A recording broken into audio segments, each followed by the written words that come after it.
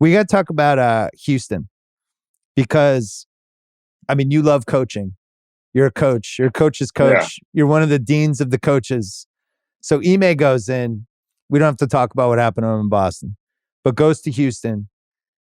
Houston was a train wreck last year. Like, I'm sure when you're playing them, you're like, hey, guys, enjoy today. They don't play defense, and whoever gets the ball in the Rockets over half court just gets to shoot. That's the rule in that team. It was an AAU game. Yeah, it was an AAU game. Yeah. And within 3 weeks, they look like a professional basketball team. They're playing defense. He's doing all that. Like, I loved Ime when he was the Celtics coach. I thought he did an awesome job because that was not an easy team to coach. And he treated the dudes like men. He yelled at them. He got pissed. Like, he did a great job. And I can already see it. Like Jalen Green the other night, they still win. Jalen Green's 1-13. And there was a couple times when he just pulls Jalen Green. And he's like, he's trying to motivate him, keep him focused, but he'll also chew him out if he has to. And then everything's running through Şengün, who grew 2 inches and now looks like discount Jokic. But I actually think this Houston team's kind of real. I don't know. I think they're at least a play-in team, right? Yeah, they are. And listen, bringing Ime in and paying him, and I know that sounds nuts, but it's very important. And paying him and giving him a 5-year deal told every player that not only there's a new sheriff in town, but this sheriff has 2 guns. Right. He has 2 guns. And it's so important, the messaging that franchises and organizations give. When you don't do that, and let's say they, Stephen Silas, who I think could have been an excellent coach, didn't pay him a lot, never backed him, came in with a new GM, bunch of new players, no chance. Like, he had no chance in that situation. And it's like the Washington coach right now. Yeah. It's like, talk about a tough job. Wes Unseld Jr. Good luck on that team. Yeah, you got Jordan Poole throwing towels already. And, right. And Wes, I'm telling you, Wes is an excellent coach. But he's got to deal with this stuff. And so Ime comes in and he does 2 things. Number one, the players know he has 2 guns. And number 2, the organization has gotten out of his way and said, you're going to be the culture driver. And you can tell, like, he went out and got just ballers, toughness, and pros. Jeff Green. Now, no one talks about that. It's a good sign. Just an excellent guy in the locker room. Right. This couldn't be a more perfect place for Brooks. Brooks is nuts. I love him because he's nuts. But what he is, he's deadly serious about competition. He's deadly serious, Bill, about competition.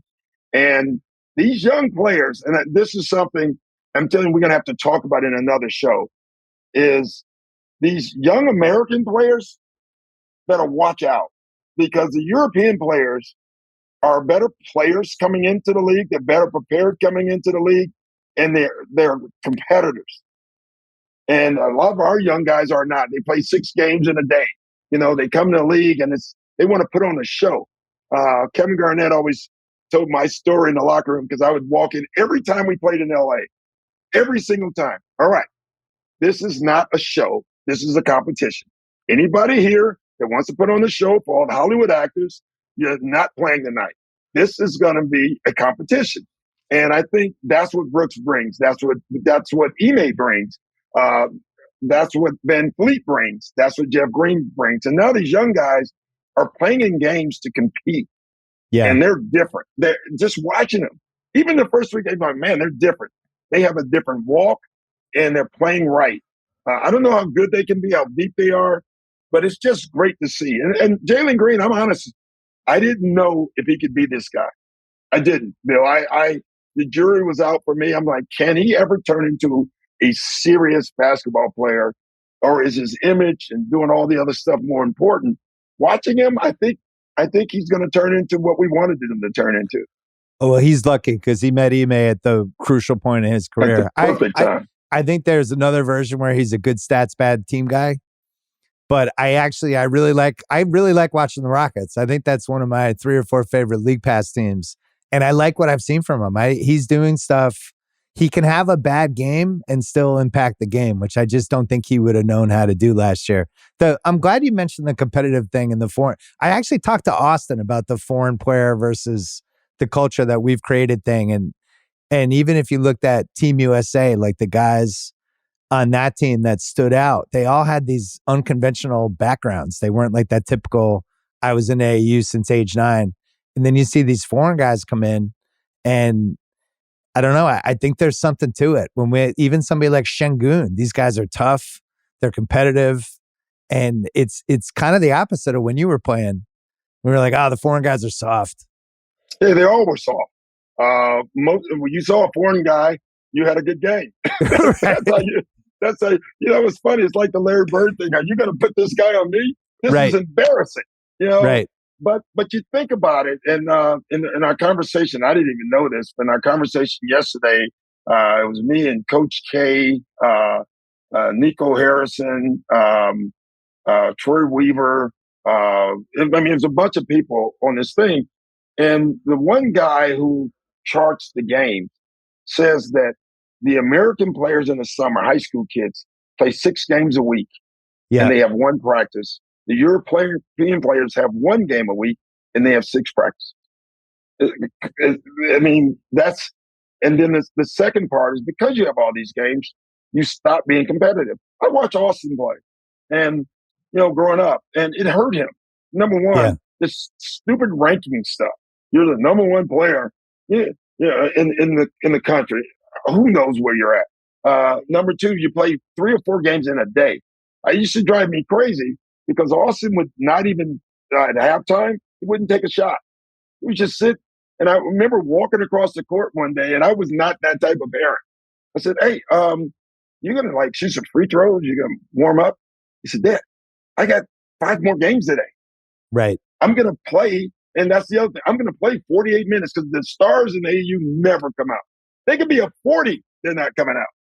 And so it drove me nuts watching this. And it's even worse now. And so it has to be fixed because we have the talent. What we've lost, the players are far more talented than we ever were. It's not even close. But they don't know how to play. They don't know how to play team basketball. Everyone has these individual coaches. And in Europe, they have team coaches. They do 3-on-3 stuff. And we got to get back to that, or I'm telling you, American players, you're going to lose jobs. Who was the last 5 MVP? European players. Oh, yeah. Well, my old guy thing looks at it and goes, all right, well, part of this is the season's too long. And I know some people have said this where, talk to Steve Kerr about it. When you have 82 games over 6 months and you're just moving from place to place, you have no time to practice, right? So you're kind of stuck with the team you have in November. How are you going to change it? There's no way to change it. Now, they've fixed a couple of the things about it, but they haven't really fixed it. And if they really gave a shit, the NBA, I think the schedule would be 70 games and they would cut 12 out and it would just be a better product. Yeah, 70 games would be great. The practice, I'm talking more high school. No, I know, but I'm saying even in the NBA, you're still not practicing. You're still not practicing enough. And when you do, especially now, and this is every coach I talk to now, it's the same frustration. You look at your schedule, and you have 3 days off. All right, man, we're going to have great practice. We're going to have 2 great practices. You show up for practice, and then you see walking across the court, your medical team walking towards your office. And if I could close and lock my door, you want to do it because they're not coming to say hi. Yeah, they're coming to give you a list. All right, doc, today no calf Joel, strain, no hamstring. Or their loads are too high, and we feel like today would be another off day. And I would say, well, we had yesterday off. And so a lot of that is going on. So you have no practice at the NBA level. You have no practice with the youth players because they're just playing games. And then the other thing, it's just, to me, it's a spiritual thing. The AAU just teaches people to jump around and just hop on the next best team. And, and you go over there. And then that's kind of who you become as a professional athlete, right? You're just used to bouncing around from the time you're age 10. And it's so much harder to have a team concept. And I think it's interesting that like the guys like the Curry types are the anomalies now. The Curry, Draymond, Clay, like that might be the last stand for people like that. But you think about all the winning teams happen, you know? So, and I keep going back, the potion hasn't changed since Larry, since Cousy. The potion is still the same as what Red Auerbach taught. You have to play team ball. You have to sacrifice. You have to play together. And you need continuity. And you need continuity. And so we don't teach that enough, and we have to get back to doing that. Yeah. So you're in on Houston as a play-in team. I am.